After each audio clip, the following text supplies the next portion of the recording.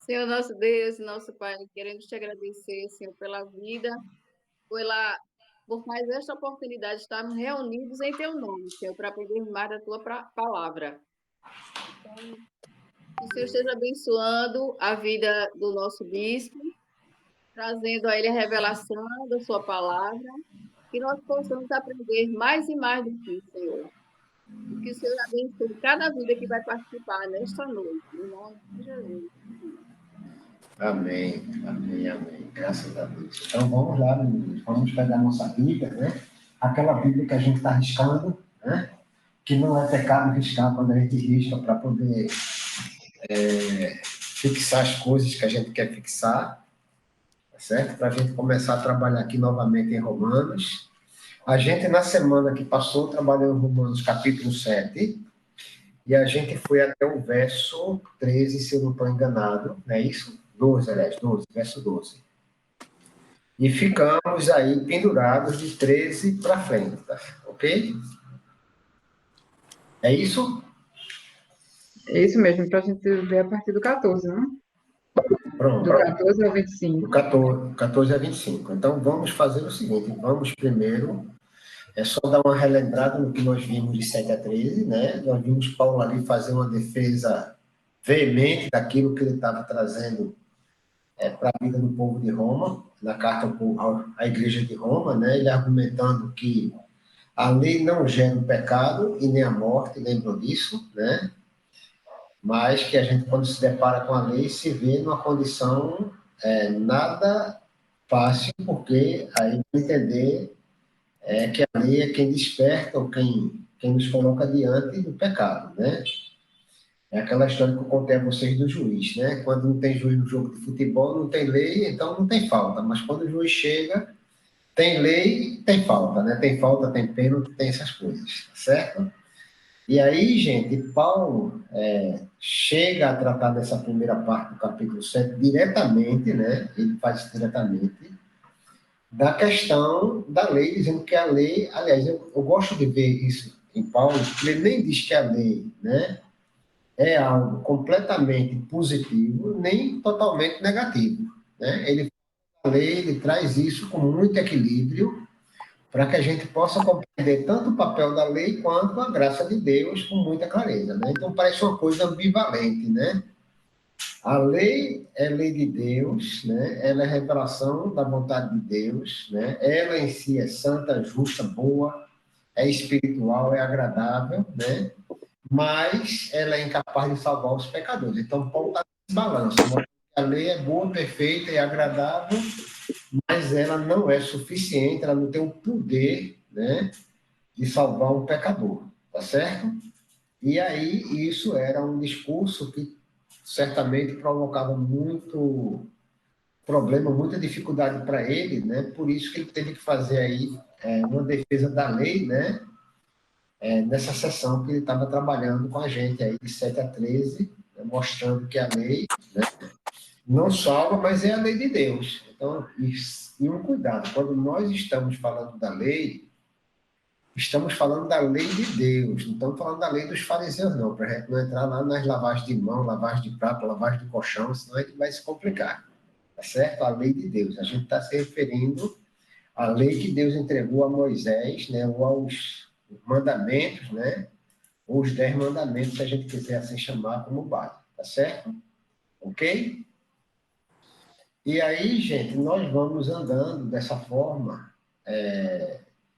de tal maneira que podemos agora começar a ler o texto a partir do capítulo, do verso 14, né? Para que a gente possa aí ter a continuidade, né, daquilo que Paulo estava fazendo. Ele estava argumentando, como eu disse para vocês, né? E com certeza tem uma turma aí que ficava falando mal dele e ele quis colocar esses caras aí numa condição que não tivesse mais o que dizer, né? Porque estava dizendo que nem a graça estimula o pecado, né? Pelo contrário, a graça torna o pecado inconcebível, era isso que ele estava dizendo, né? Mas que a lei também não gera pecado nem salva ninguém. Então, esse era um argumento, na verdade, que estava na mão de Paulo, né?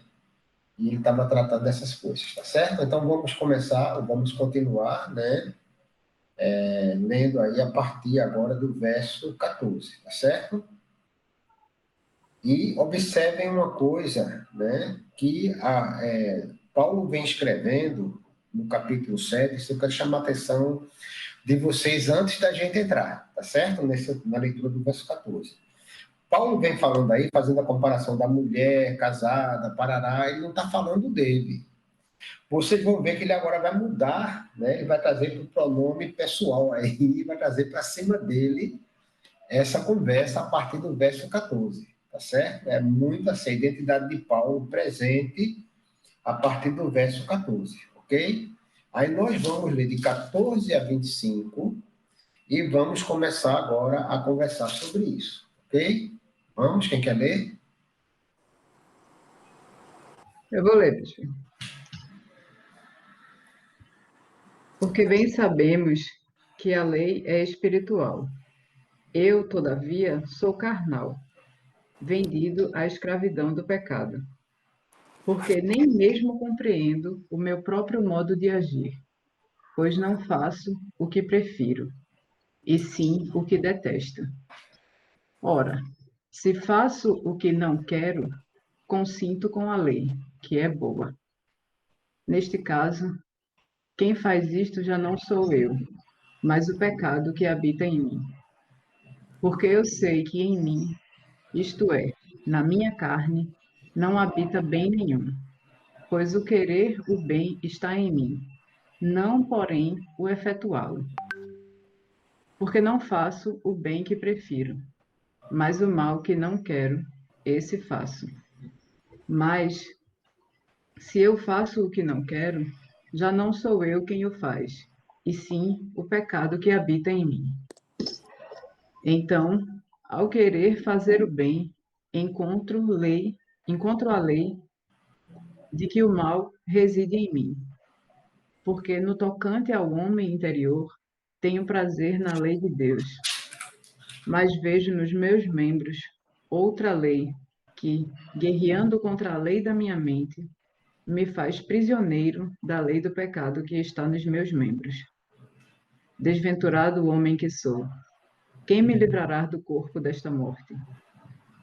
Graças a Deus por Jesus Cristo, nosso Senhor, de maneira que eu, de mim mesmo, com a mente, sou escravo da lei de Deus, mas segundo a carne, da lei do pecado.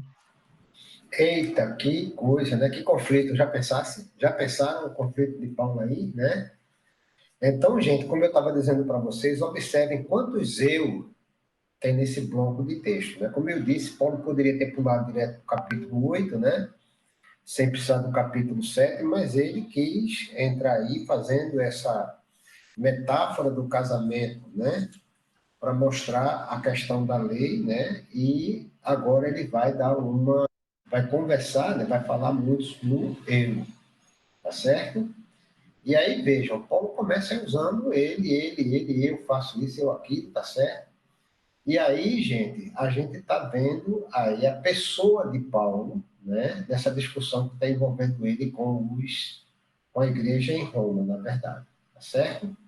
Primeira impressão que a gente tem, na verdade, uma impressão natural, né? É que isso é quase que uma biografia, uma autobiografia de Paulo, falando que ele quer fazer uma coisa, mas não consegue, né? Que ele quer fazer o bem, mas não consegue. E aí fica esse jogo, né? Ele joga com as palavras, né? Usa uma retórica muito interessante, né? Como se estivesse falando da vida dele antes de se converter, parece que era algo por aí, né? Ou talvez até ele falando para que as pessoas possam se identificar com esse eu dele, nessa história contada por ele aí, nesse testemunho, digamos assim, que ele traz aí, de como ele deseja viver e como de fato ele consegue viver, tá certo? Então veja que Paulo está falando de coisas que não são coisas somente dele, na verdade, né? Não se aplicam somente a Paulo, mas se aplicam a qualquer pessoa, tá certo? E aí ele traz assim, isso num tom onde nós podemos nos incluir e podemos incluir outras pessoas, tá certo? Aí a gente vê Paulo diz que antes, né? Cadê? Porque nem mesmo compreende, desculpa. Porque bem sabemos que a lei é espiritual, eu todavia sou carnal, vendido à escravidão do pecado. Primeira coisa, né? Ele está dizendo que ele é um homem carnal. Então, ele está falando da vida da gente. E que, enquanto ser humano carnal, ele está escravo ainda do pecado. Né? Vejam que Paulo está dizendo uma coisa que é interessante. A lei espiritual, eu, todavia, sou carnal, vendido à escravidão do pecado. Parece que Paulo está falando num tempo que está fora do tempo dele. Né? Porque ele já está dizendo que é escravo de Jesus. Como é que ele pode ser escravo de Cristo e ser escravo do pecado? Né? Vejam que coisa interessante. Mas aí ele vai mostrar um caráter muito interessante, uma característica interessante, que é a característica do tempo, né? Assim, de momentos da vida, na verdade, para falar de momentos da vida, né? Momentos onde ele está falando de algo que é como se eu fosse estar em determinado momento seguro, tranquilo, daqui a pouco estou me vendo como um pecador miserável que quero fazer o bem, mas não consigo, porque o pecado domina a minha mente natural, né? E aí ele está confirmando também aquela frase dele, né? Não há justo nenhum sequer. Nenhum sequer, perfeitamente. É aí que ele está entrando na história, né? De trazer isso à realidade, né? Então, vê bem, quando nós vamos por aí, nós vamos ver que ele continua dizendo, porque ele nem mesmo compreendo o meu próprio modo de agir, pois faço o que prefiro, não faço o que prefiro, e sim o que detesto. O que é que a gente está vendo aí, gente? Paulo tem consciência das coisas, ele sabe, né, qual é o propósito da vida dele, né? Ele sabe qual é a preferência dele, eu prefiro caminhar com Cristo. Ele já disse isso várias vezes, eu prefiro morrer, né, para estar com Cristo do que viver, né? Que a morte para ele é lucro, né? Mas que ele tem que estar nesse mundo ainda porque tem um papel a ser realizado. Então ele está dizendo, olha, nem mesmo eu compreendo o meu modo de agir. E assim ele está desenhando a cara da gente. A gente muitas vezes age, nem nós mesmos conseguimos entender por que nós reagimos de uma determinada maneira. Ele vai explicar isso adiante, né? Mas nós temos características próprias que, de vez em quando, eu digo assim, a gente tem um bicho, né? Dentro de uma jaula, que de vez em quando a gente abre a porta da jaula, o bicho se solta, né? Aí vai querer morder os outros, é uma confusão, né? Se a gente não for, não deixar que o Espírito de Deus conduza a vida da gente, a gente vai estar com o velho homem de vez em quando se levantando, abrindo a jaula e a coisa engrossa, fica feia. Tá certo? Então, olha, nós temos no nosso ser essa característica. Se a gente não cuidar do espiritual, né, o animal se levanta, o homem natural volta à cena, tá certo? E é por isso que nós devemos buscar ser nova criatura, vivendo o tempo inteiro como nova criatura em comunhão, porque na hora que a gente perde a comunhão, a gente vira bicho. Estava comentando um dia desses com uma pessoa, né, falando assim, de que uma pessoa crente e tudo mais, e o cara teve um momento lá que parecia estar possesso, sabe? Eu disse, olha, escuta uma coisa, não dá para uma pessoa só habitar o Espírito de Deus e o Espírito do diabo. É impossível que isso aconteça, né? Se acontecer uma coisa dessa, é porque a pessoa abriu uma brecha do tamanho de uma caverna, de uma cratera, né? E perdeu a comunhão, né? E aí deixou de ser templo do Espírito por um tempo, né? Se aquele era templo do Espírito, eu não consigo julgar, e abriu a porta, né? E aí abriu a porta valendo, a casa foi ocupada, tá certo? Então, vejam, Paulo falando, eu prefiro, né, viver de um jeito, mas eu não consigo, eu acabo fazendo aquilo que eu detesto, né? Ou seja, ele está olhando para o eu e dizendo, olha, tem hora que o negócio é difícil. E a gente sabe que Paulo era um cara difícil de relacionamento mesmo. Ele passou um tempo na vida dele, você vai ver que ele, no final da vida, ele já está aqui no final da vida dele, né? Perto do final, na verdade, desculpa. quando a gente vê ele perto do final da vida, é que a gente vai ver ele amansando, né? Então, gente, aí ele continua no verso 16. Observe o 16 como é interessante. Ora, se faço o que não quero, consinto com a lei, que é boa. Neste caso, quem faz isto já não sou eu, mas o pecado que habita em mim. Então, o que é que está acontecendo aí? Paulo está botando a culpa na lei? Tá, gente? Não. Ele está dizendo que não é ele quem está agindo? Também não. Mas ele está trazendo algo que a gente deve olhar com muito carinho, né? Ele está dizendo, olha, a lei é boa, mas se eu faço o que não quero, o que é que ele não quer fazer? Pecar. Ele não quer pecar, né? Mas se ele faz o que não quer, né, ele faz o que é errado, aí ele já, neste caso, quem faz já não sou eu, mas o pecado que habita em mim. Ele está falando da natureza carnal. Quem faz isso não é o Paulo espiritual. Quem faz isso é o Paulo, o ser humano carnal, né, que vem à tona e acaba fazendo o que ele não deseja, de fato, fazer. Tá certo? E aí a gente tem que ter esse cuidado, porque quando a gente está falando, aí o cara pode pensar, não, Paulo está botando a culpa no pecado, né? Tá certo? Ô, bispo, aí seria o caso dele dizer: não é porque eu peco que sou pecador, mas Isso. é por ser pecador que eu peco. Pronto, é exatamente aquilo que a gente costuma falar, Cleomir, exatamente isso, né?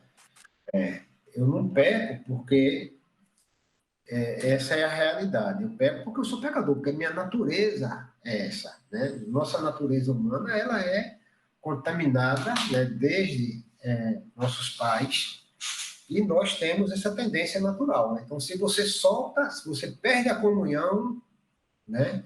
Eu gosto muito da régua, sabe? Se eu perco a comunhão, eu estou de um lado. Se eu perco a comunhão, eu estou me aproximando do outro lado, né? É como você pegar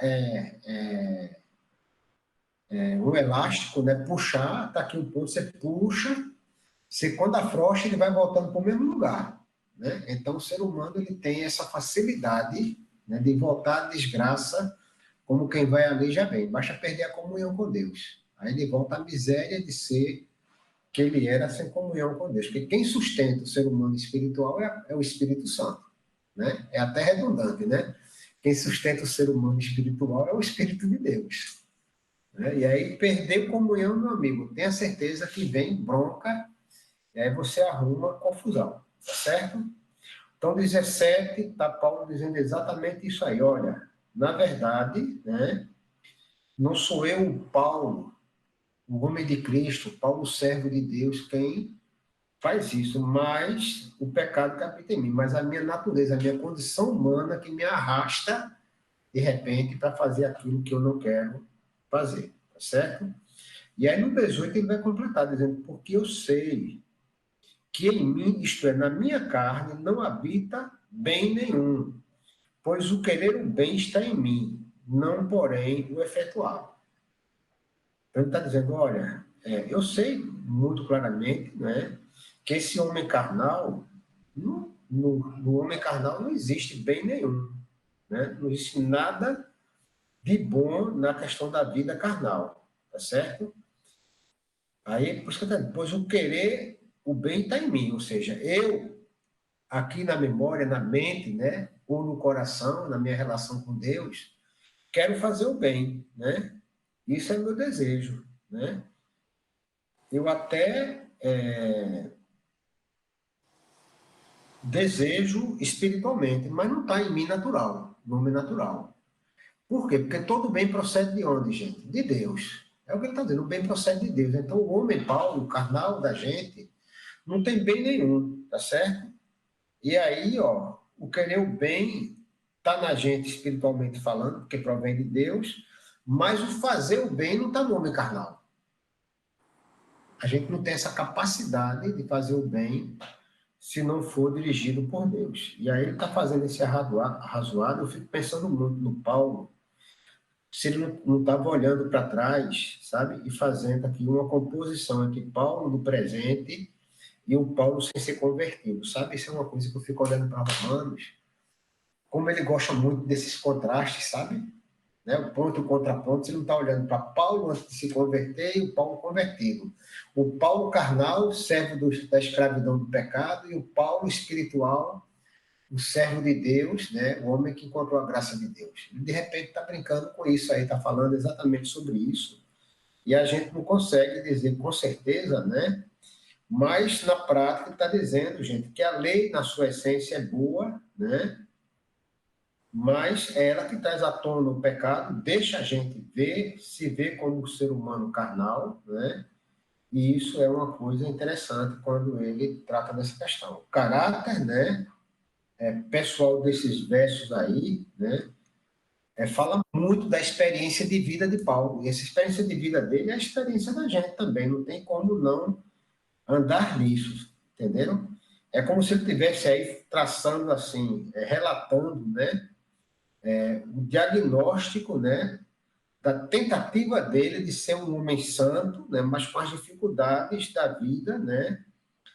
Por conta de que não é possível santificar-se pela lei. Então, a lei não ajudava em nada ele a ser santo.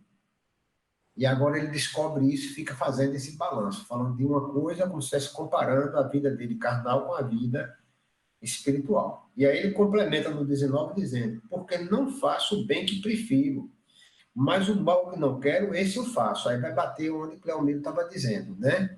Que não há um justo nenhum sequer. Vejam como a afirmativa de Paulo lá em não há um justo nenhum sequer, ela é interessante. Porque, de fato, não é um justo, há um justificado. Né? Nós somos justificados. Nós não somos, por nós, justos, mas somos tornados justos. Veja, no português se chama de voz, como é? A voz passiva, né? Uhum. Sujeito passivo nessa ação. É Deus quem nos justifica. E aí nós somos tornados justos. Então, por isso não tem nenhum justo, nenhum sequer. Nem para fazer chá, se for preciso, né? Ok? E aí é de onde vem essa afirmativa dele de que ele não faz o bem que prefere, mas o mal que não quer, né?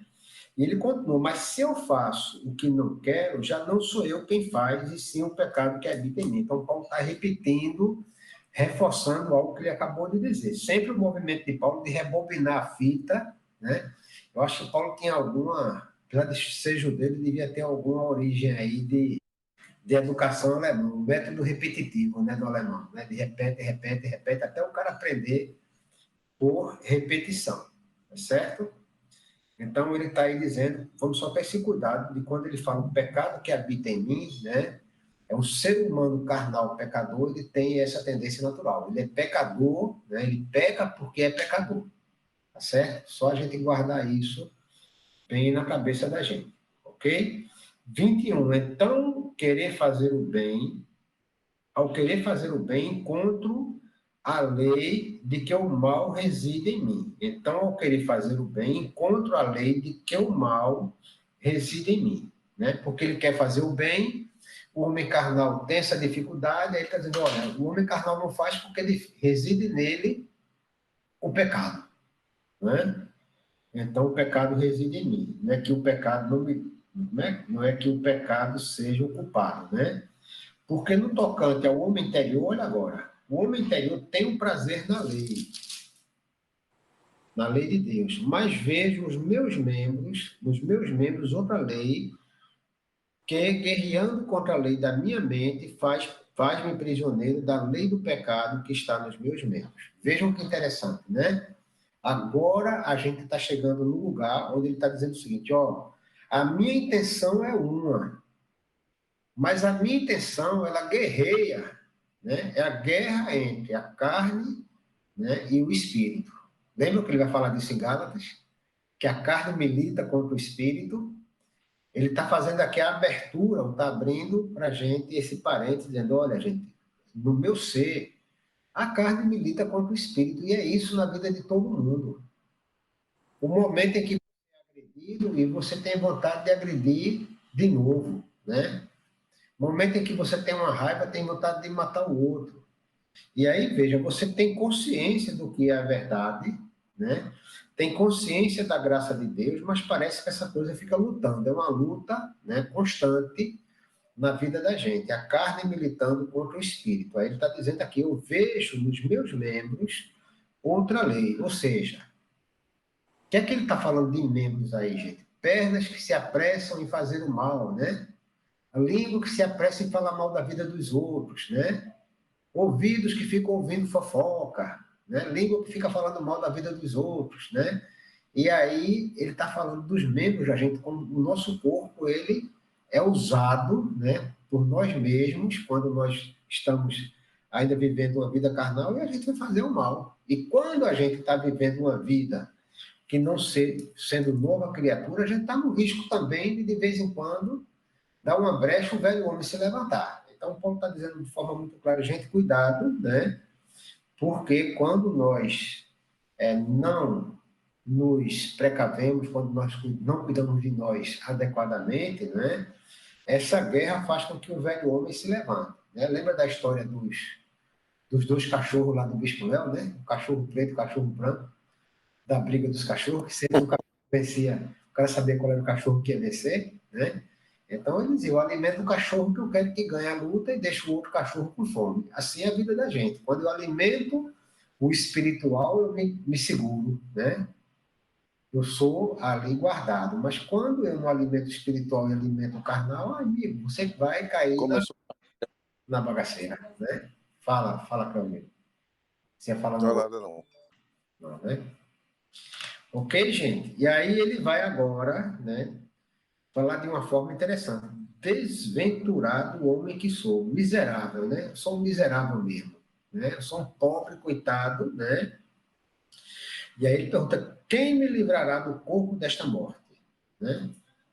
Ou seja, quem é que pode me tirar de uma condição mortal de pecado como essa que eu tô enquanto ser humano, né? Ou seja, o corpo dominado pelo pecado, né, ele sofre morte e vida. Perceberam? É um vivo morto, né? É um vivo que está morto no pecado. E aí ele pergunta, quem vai me livrar do corpo desta morte, né?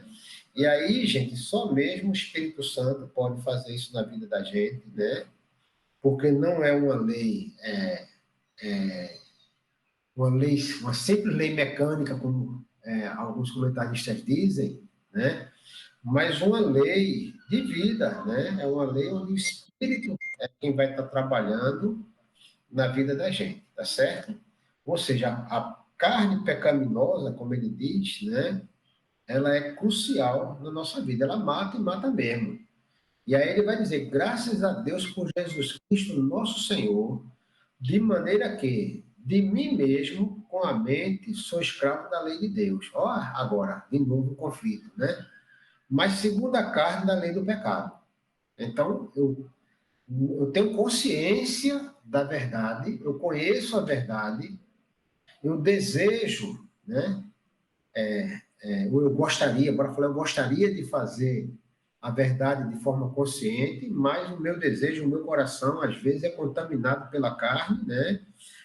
E aí a lei do pecado está andando na minha frente. Então vejam que ele está colocando aí essas duas questões novamente. E Paulo o tempo todo está fazendo isso, está colocando duas questões diante de nós. Ele é muito bom em fazer isso, isso é muito interessante para a gente ter aprendizado dessas coisas, tá certo? Então, de maneira que eu, de mim mesmo, com a mente, sou escravo da lei de Deus. Ou seja, eu me converti, eu entreguei minha vida a Jesus, eu tenho consciência, né, de quem eu sou em termos espirituais, né? Mas se eu agir segundo a carne, eu estou voltando para o mesmo lugar de escravidão do pecado, o escravidão, né, o carnal, ok? E aí, gente, que aplicação prática a gente pode trazer para a vida da gente de um texto como esse, ou de um pedaço de texto como esse?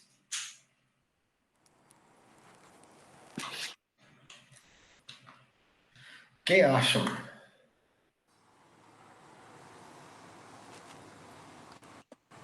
A aplicação prática, a meu ver, é alimentar sempre o nosso espírito, né? Uhum. Eu tenho essa experiência, né? Todos nós temos. Quando a gente não alimenta o espírito, assim, quando eu deixo de um ou dois dias sem ler a palavra, a gente vai se afastando aos poucos, sei lá, e a carne vai começando a prevalecer. O jejum é muito importante. E o jejum quebra a carne, serve para quebrar a carne. Então, às vezes, eu sinto necessidade de fazer o jejum. Entendeu? Para justamente que meu espírito prevaleça sobre a carne. Muito bem. Então, nós vamos... O que mais, gente? O que mais podemos ver aí? Zé Eduardo, quando a gente... Como é que a gente define se eu tenho a natureza pecadora, quando é que isso passa a ser um pecado que eu tenha consciência de que estou pecando e preciso me colocar diante de Deus? Porque parece uma coisa assim, que eu não posso justificar aquele pecado, ou que se é uma coisa que age primeiro em mim, como eu controlo? Como eu controlo isso? Veja, a gente não controla. A primeira coisa é que a gente não controla. Quem controla é o espírito, né? Mas isso quer dizer que eu não tenho comunhão com Deus? Veja, isso quer dizer o seguinte: se eu estou agindo de forma carnal, significa que eu estou com algum dano na minha relação com Deus. Alguma coisa está errada, tá certo? Porque se eu sou dirigido pelo Espírito, eu falei agora há pouco, veja, você consegue imaginar um crente de verdade possuído por um demônio? Não há uma contradição? Onde habita o Espírito de Deus, pode habitar o Espírito do diabo? Luz e Não. trevas não se misturam, não é verdade? Então, veja, quando eu falei do elástico, eu penso muito assim: quanto mais eu estico a minha vida na direção do espiritual, mais comunhão eu tenho com Deus e menos tendência a pecar eu tenho. Então, deixa eu dar um exemplo, uma coisa assim que pode acontecer, né? Às vezes, para você dizer, está conversando com alguém e você pode deixar de ter sinceridade nessa conversa, porque se a pessoa escutar, não vai aceitar, vai ficar com raiva, vai se afastar, e aí você ou se omite ou mente. E Certo. você tem consciência disso. Então, você tem consciência do pecado. Veja, você tem consciência disso, é consciência do pecado. Do pecado. Certo. Não, então, Eu uma vez ouvi o bispo Léo falar, né, que omissão é o pecado que se faz por não fazer. Então, Exatamente. quando você deixa de fazer sabendo, então você está se omitindo. Então, está com o pecado de omissão. Aí, no caso, a carne é fraca, mas nesse momento, você se afasta do espírito, a carne prevalece. Então, quando a carne prevalece, você peca. Agora, veja, deixa eu dizer uma coisa para você. A questão, a gente às vezes confunde omissão com momento, né, em que as coisas devem acontecer. A gente tem sim, que ter cuidado. Veja, tem um cara lá que ele está com uma doença grave, séria, e você sabe que ele está com uma doença grave, séria, né?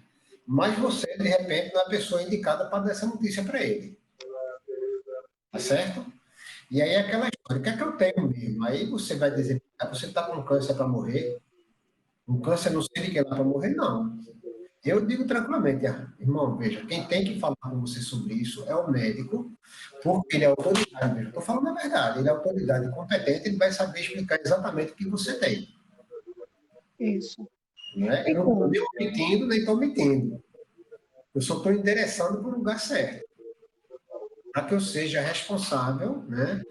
Porque, veja, na hora que o cara, tu tem isso aqui, pode ser uma coisa muito grave que é caminho de morte, e pode ser uma coisa que não é tão grave e o cara tem a saída para a vida, né? E aí eu estou, de repente, colocando uma coisa em cima do cabo que ele não tem, não era para carregar essa cruz, entendeu, Silvia? Então, veja, uma coisa é clara, quando a gente peca, a gente tem consciência que está pecando. É muito claro, eu não vejo como um cristão está pecando sem saber que está pecando, porque se ele conhece a palavra de Deus, veja, o que é que eu chamo de crente? O crente, para mim, é um cara que ele conhece Deus, né? O que é que João escreve? Deus é amor, e depois ele vai dizer que todo aquele que ama Deus conhece Deus e é filho de Deus. Então, veja, ele não está dizendo que todo crente é isso, mas eu estou só transportando. O crente ele tem relacionamento com Deus, tá certo?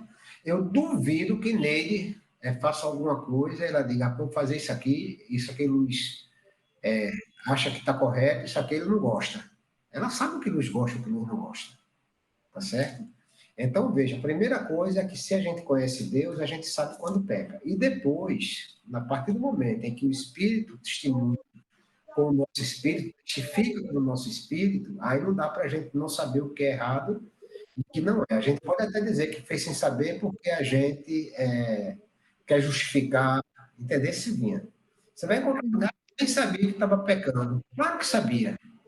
Claro que sabia, quer justificar, né? Então, vê, eu tenho não é impressão, entendeu? Eu tenho essa convicção, mas é uma convicção bíblica, né? E não uma convicção pessoal, tá certo? Porque a Bíblia ensina a gente que a gente tem consciência a partir do momento em que a gente conhece as obras da carne, os frutos do Espírito, não dá pra gente andar de um lado sem saber que está andando dele, entendeu? Como é? Como foi? Na hora que você tem consciência de que você é um filho de Deus, né? Você conhece os frutos da carne e conhece os frutos do Espírito, não dá para você andar e dizer, não, eu não sabia. Né? Por exemplo, não sabia que adulterar era pecado. Né? Eu não sabia que mentir é pecado. Entendesse? Então, a gente não tem mais espaço. Veja, a gente não está diante da lei, mas a lei está mostrando para a gente a lei de Deus agora. Né?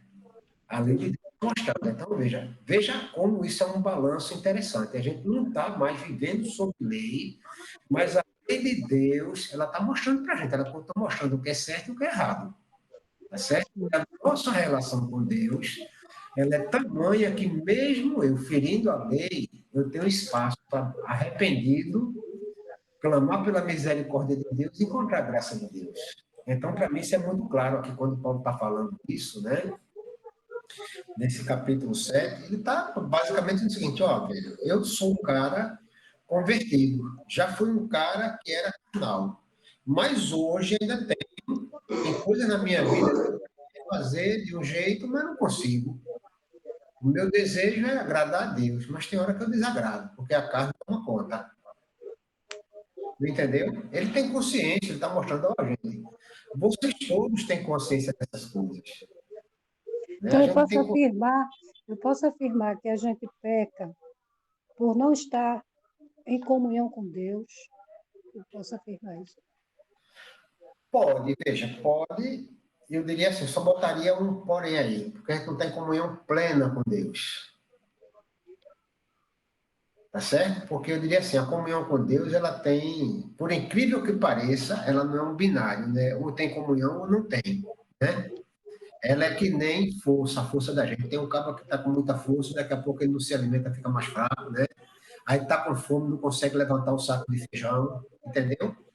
Então, a nossa força ela é proporcional à forma como a gente se alimenta. Se você não alimentasse, você não tem força nem para ficar em pé daqui a pouco, tá certo?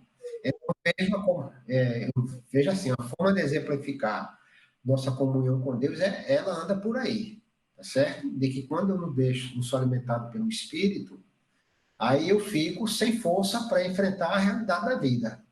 Quanto mais alimentado eu estiver, mais forte eu estou para carregar esse saco de açúcar nas costas, né? Se eu não tiver alimentado e deixar minhas forças se esvaírem, eu não consigo levantar um saco de sal, quanto não um saco de açúcar, né? Entendeu? Então, Silvinha, a gente quando olha para o texto bíblico, vê de forma muito clara isso, né?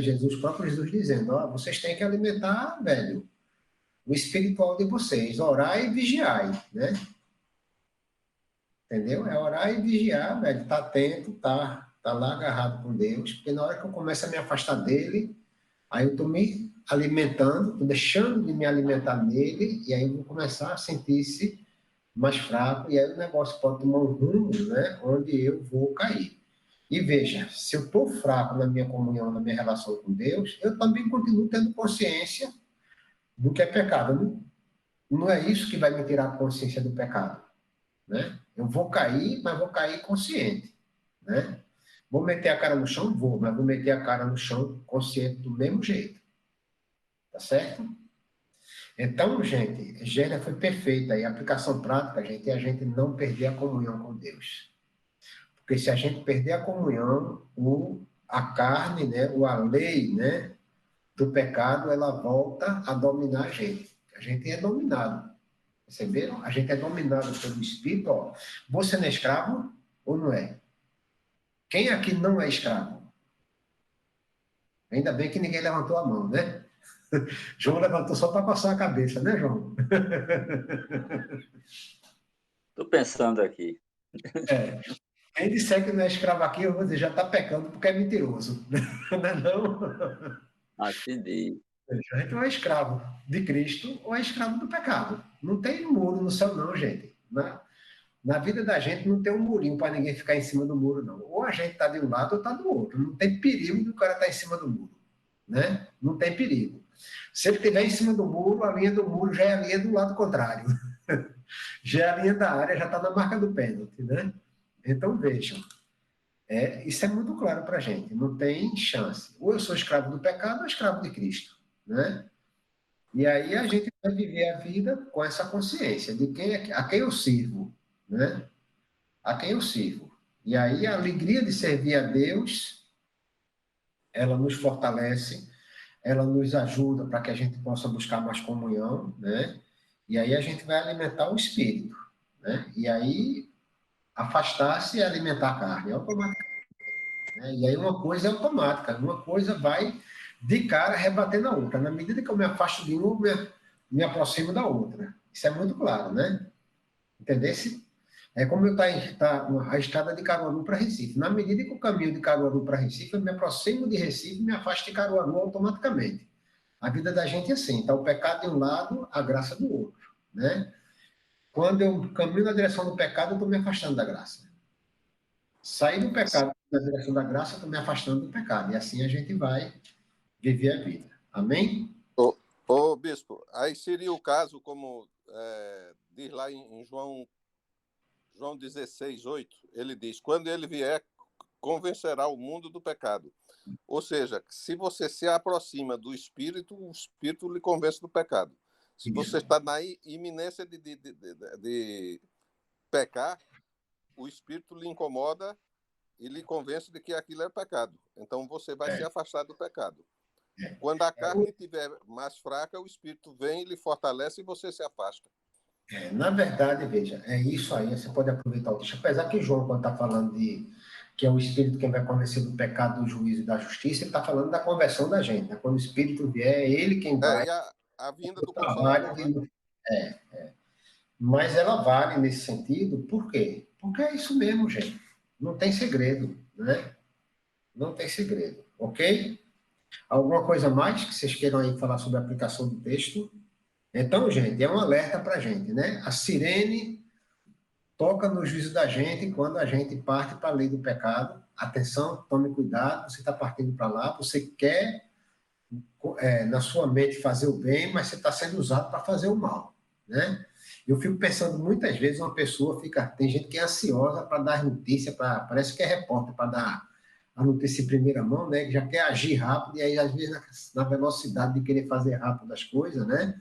Se precipita, acaba fazendo besteira, né? Então, a gente tem essas questões diante de nós, ok? Podemos virar a página? Podemos? Pronto. Verdade. Oi. Olha, nesse texto aqui, você vê que, pelo menos eu vejo assim, e também Paulo está convencido do pecado. O Espírito não deixou de habitar nele, mas ele está mostrando que nós, mesmo em comunhão, somos capazes de pecar.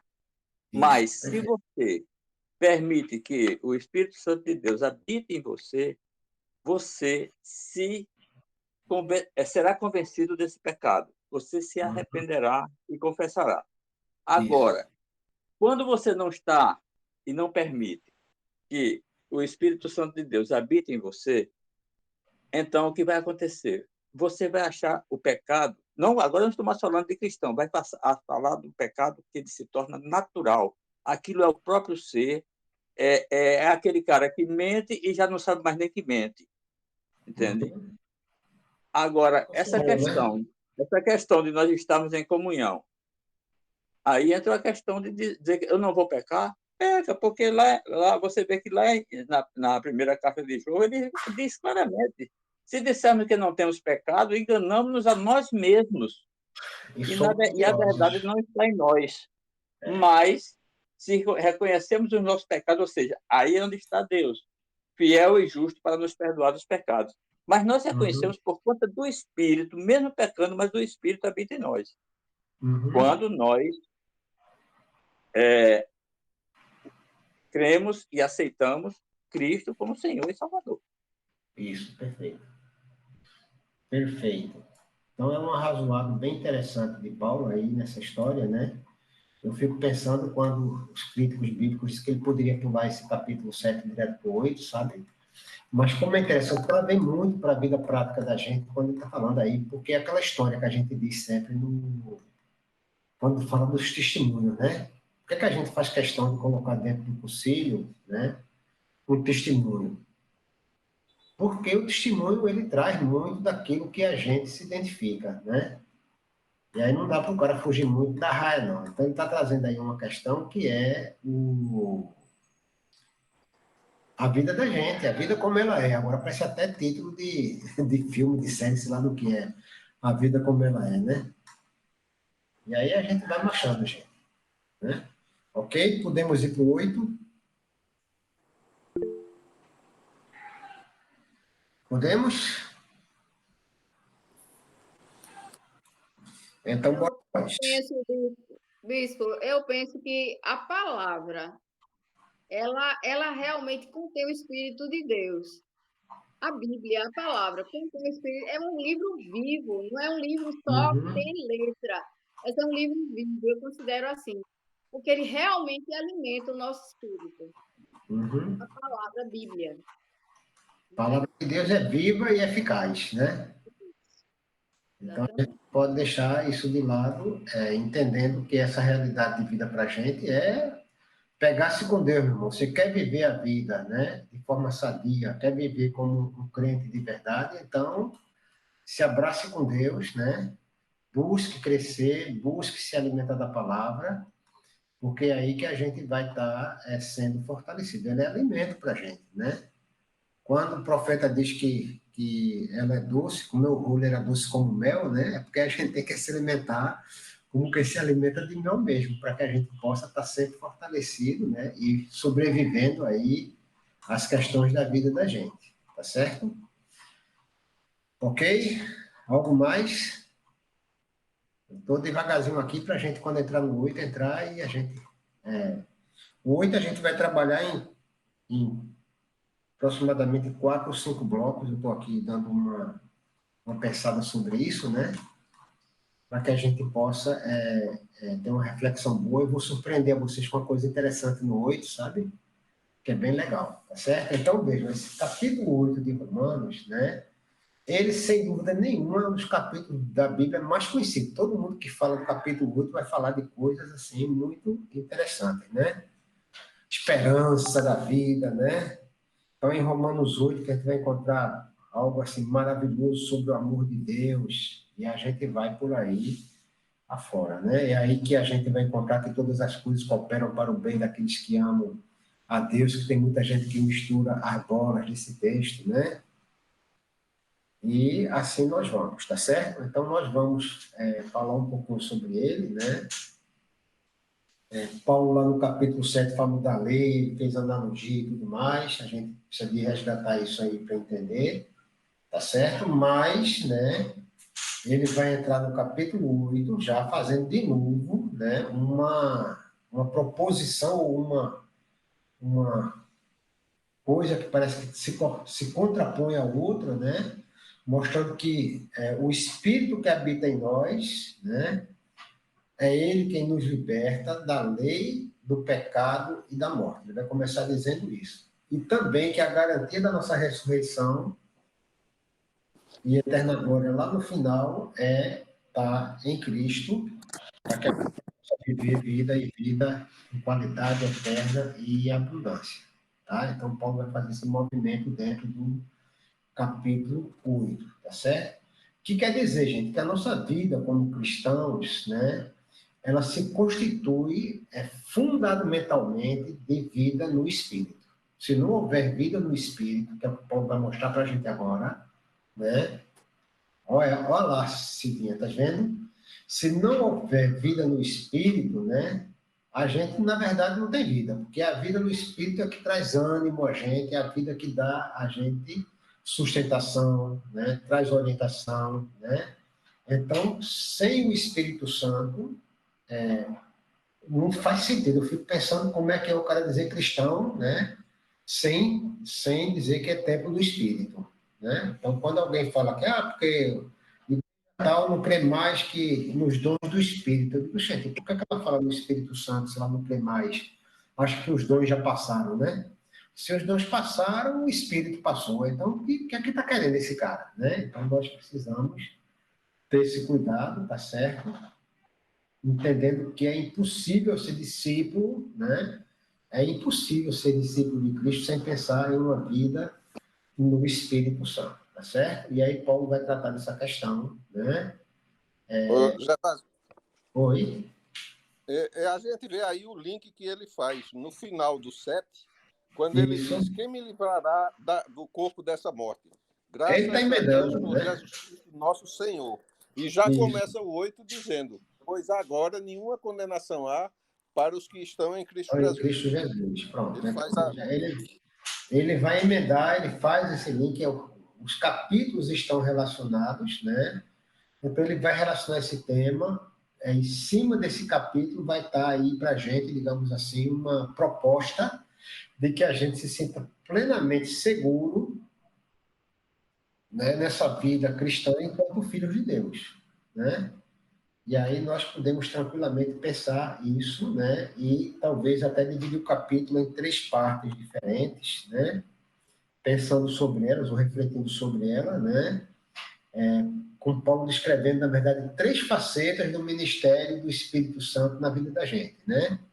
É libertar, né? Habitar em nós, santificar, ser aquele que nos orienta, né?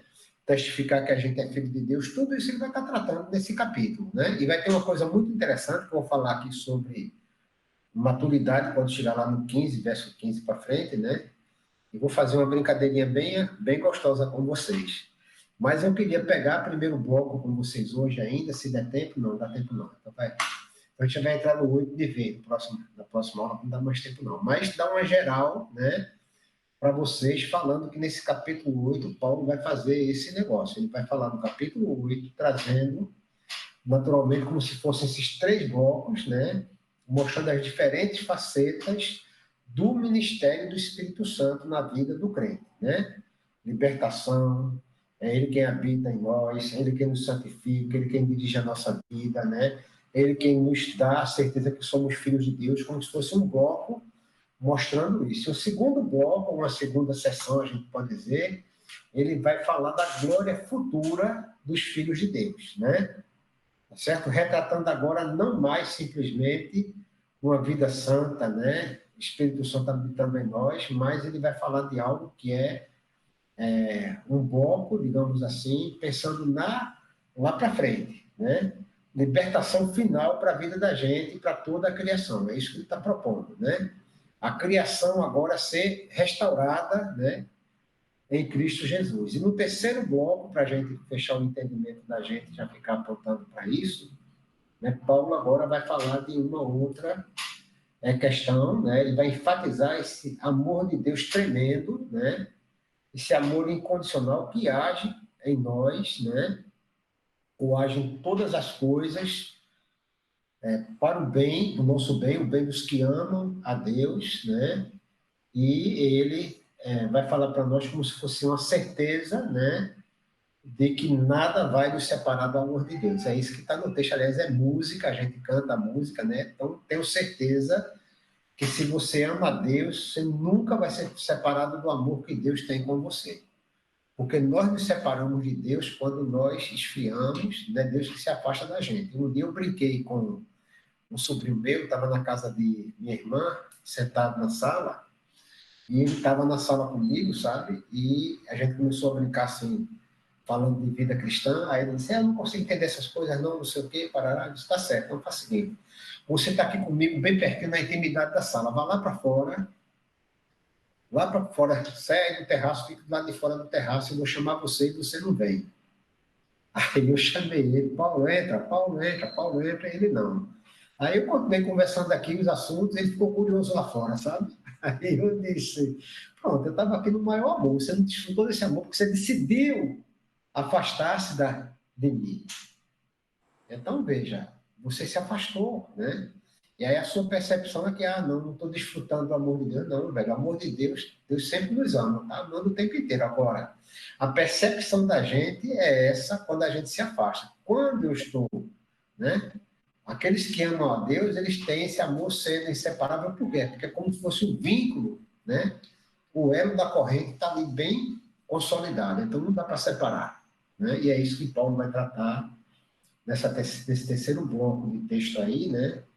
Falando exatamente isso, desse amor incondicional, né? Que age em toda ocasião da vida da gente, né?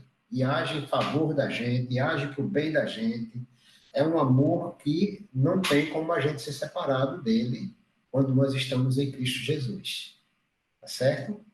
E aí nós vamos trabalhar o capítulo 8 na próxima sessão, na próxima encontro da gente, né?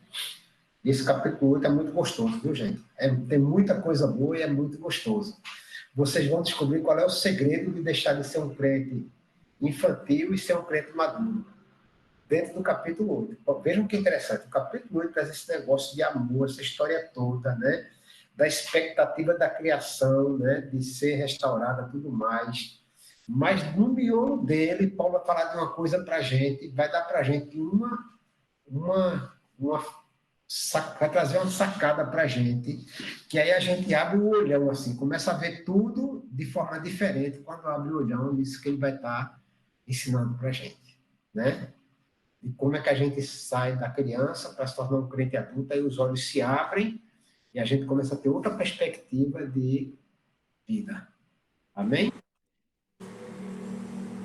Pronto, pela hora, gente, eu preciso de ir para o seminário agora, viu? Continuar lá no seminário, mas eu quero louvar a Deus pela vida de vocês, né? Se tem alguma questão, vamos trazer a questão agora, no capítulo 7, para a gente encerrar, né? E poder entrar no 8. O 8 eu só fiz uma introdução para a gente já poder riscar na próxima aula, daqui para cá esse bloco, daqui para cá é esse, e a gente vai tratando disso, tá certo? Ok? Amém? Pronto, então vamos orar. Silvinha, por favor, né, confesse logo seus pecados aí. E ore agradecendo a Deus pelo dia de hoje. Não, porque às vezes a gente gosta de julgar o outro, muitas vezes, né? A gente não. Eu às vezes posso fazer isso. Nós, Achando diga que a nós. pessoa peca porque está afastada de Deus e muitas vezes está. Está mesmo. Né? Mas A às comunhão não vezes está nem mesmo. tanto, né? E não é isso que vai justificar o meu julgamento, entende? Claro, Porque com certeza. Deus está próximo, né? Veja, eu tenho consciência plena, né, de que na medida em que eu deixo de estar em comunhão plena com Deus, a minha força vai se reduzindo, minha força espiritual, né? E eu me torno vulnerável. Isso aí é uma coisa, eu ter consciência disso é uma coisa. E eu julgar o outro, aí é outro departamento, né? Mas nós temos essa coisa feia em nós de dizer, pronto, veja, ontem quando morreu aquele ator aí, que todo mundo fala muito dele, eu não sabia nem quem era esse cara. Eu não gosto muito de ver esses programas de TV, nada disso, né? Aí estava minha cunhada vendo lá o show do padre que cantou, ela vendo o show do padre. Aí o padre disse assim, nessa hora eu fui na sala beber água e sentei do lado dela, morreu fulano de tal. Aí eu sentei, aí o padre disse, eu tenho certeza que fulano de tal foi para o céu, porque ele era um homem bom. Aí o padre disse, Cris, tem 2 erros aí, grosseiros que ele acabou de cometer. Esse padre parece que é crente. Tem hora que ele parece que é crente, o padre, viu? Ele diz coisa que é coisa de crente, canta música de crente e tudo mais. Mas nessa hora ele deu uma furada. Tem 2 coisas completamente equivocadas que ele disse agora. A primeira é que ele tem certeza que o cara foi para o céu. Não tenho certeza de ninguém. E a segunda, que ele foi para o céu porque ele é um homem bom. Então ninguém vai para o céu porque é bom. É verdade. entendeu? Mas veja, eu já estava julgando o padre. Pois é, a gente tem muita Me facilidade. perdoe. Verdade. Bom, meu Olha, Pai, eu quero te agradecer, Senhor, por tudo que tu tens feito em nossas vidas, te agradecer pelo teu grande amor, te agradecer, Senhor, porque podemos aprender mais de ti, porque tu sempre encontras a forma e a maneira de encontrar, de colocar pessoas como o bispo que está passando, informações tão importantes para todas nós, para todos nós. Obrigada, Senhor, que possamos colocar todas as palavras que foram ditas, todos esses ensinamentos em nosso coração, Senhor, para que possamos viver plenamente, Senhor, em comunhão contigo. Nós possamos buscar cada dia mais conhecer e viver esse amor que está sendo aí à disposição daqueles que desejam, Senhor. Obrigada, Senhor, e nos prepara para tudo que tu tens para nós, Senhor. Nos ajuda a buscarmos mais a tua palavra, nos dá sede, Senhor, de conhecermos mais de ti. É o que eu te peço e te agradeço por esse teu grande amor, Senhor. Amém. Amém. gente, boa noite, Deus abençoe vocês. Amém. Amém. Boa Boa noite. noite. Boa noite. Amém. Boa noite. Boa. Deus abençoe a Amém. Boa todos. noite. Parabéns, Noite, bispo. como é até domingo, né, Atrasado, na escola né? dominical, né? Domingo, se Deus quiser, né? É domingo. Gente, domingo vai pregar uma mãe para o coração de vocês, viu? É, cara. Amém. Vai pregar uma mãe, vai ser uma mensagem, eu creio que essa mensagem é belíssima, né? Que vai tocar o coração da gente. Amém. Eu não quero fazer isso, só fazer um spoiler, mas não vou dizer quem é a mãe ainda não. Bispo, queria dar os parabéns atrasado. Foi domingo, meu Obrigado, aniversário. obrigado, Kevin. Deus Obrigado, abençoe. Deus abençoe.